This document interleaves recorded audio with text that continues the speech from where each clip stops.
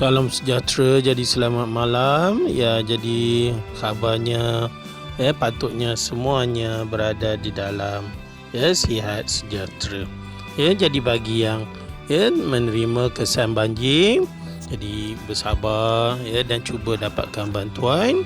Dan bagi yang sedang orang kata melawan COVID-19, jadi bersabar juga dan teruskan berdoa agar kalian dapat kesembuhan.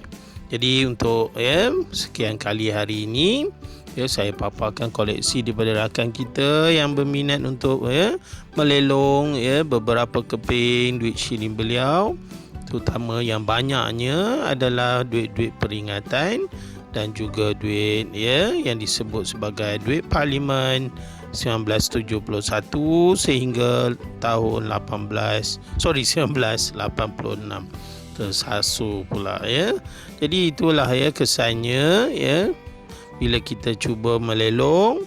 Jadi banyaklah varieties. Jadi ambillah masa untuk menonton dan semak-semaklah kualiti duit shilling yang ada. Cuma saya letakkan harga daripada 100 hingga 250 ringgit untuk kepingan yang ada dalam video ini. Jadi bolehlah kontak saya dan insya-Allah saya akan berikan nombor rakan kita ini jika anda berminat untuk mendapatkan sekeping atau dua keping ataupun beberapa keping daripada koleksi beliau itu. Jadi sama-samalah kita tonton dan sambil-sambil lah dengar-dengar sembang-sembang, orang kata sembang mendapat ilmu dan sembang juga untuk memberi komen supaya kita dapat tingkatkan minda kita dan bekerjasama membantu apa jua yang baik itu patut kita segerakan. Yang buruk tu kita kalau boleh kita cuba elakkanlah. Ya, jadi satu perkara yang nak dibincangkan pada hari ini adalah berkaitan dengan banjir sana sini. Jadi kes-kes banjir meningkat. Jadi itu yang disebut besoknya ataupun lusanya disebut juga air pasang besar. Jadi itulah cabaran yang patut dihadapilah ketika ini. Orang kata musim tengkujuh. Tapi bila tiba musim tengkujuh, sebenarnya masalah utama ialah pengawalan SOP itu ataupun keselamatan itu, security itu sendiri. Jadi para ibu bapa sepatutnya terus menekankan kepentingan keselamatan kepada anak-anak. Janganlah dibiarkan bermain air. Ini bukan musim untuk kita berseronok Memanglah kita nampak macam seolah pesta pula, ada setengah-setengah tempat lah.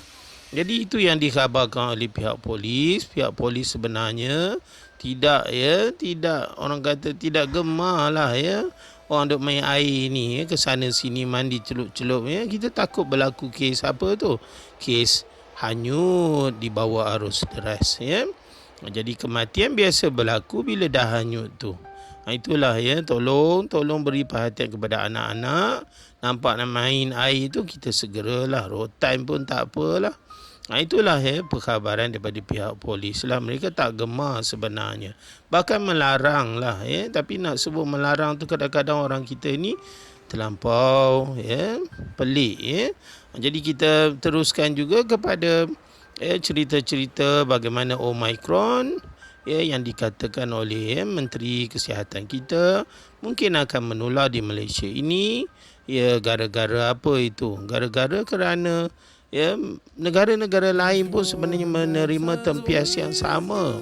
Jadi sebab itu kenyataan Menteri Kesihatan perkara utama adalah dengan menyekat pintu masuk sempadanlah.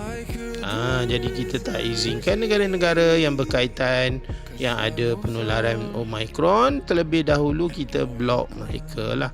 Jadi boleh rujuklah laman web Kementerian Kesihatan bagaimana mereka menahan ataupun mengadakan sekatan di pintu masuk bagi warga negara negara-negara yang terlibat dengan Omicron ini.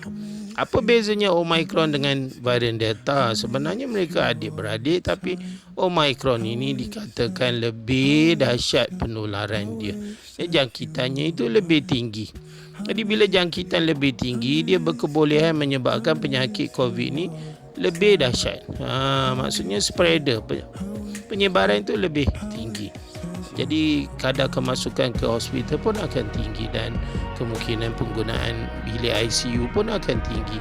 Dan seterusnya, mortaliti dan sebagainya pun tinggi.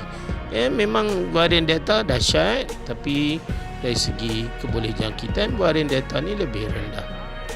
Iaitulah perkhabaran antara yang perlu diberi penekanan di awal tahun 2022 ini.